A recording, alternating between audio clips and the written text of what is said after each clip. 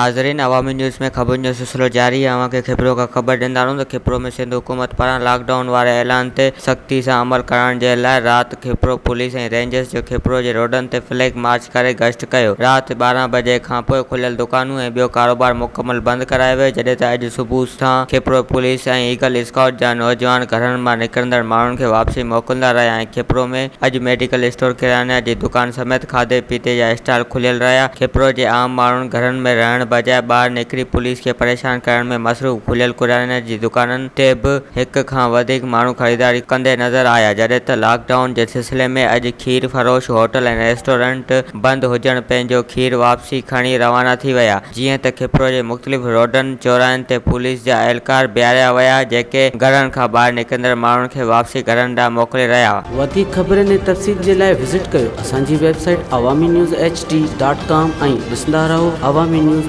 HD।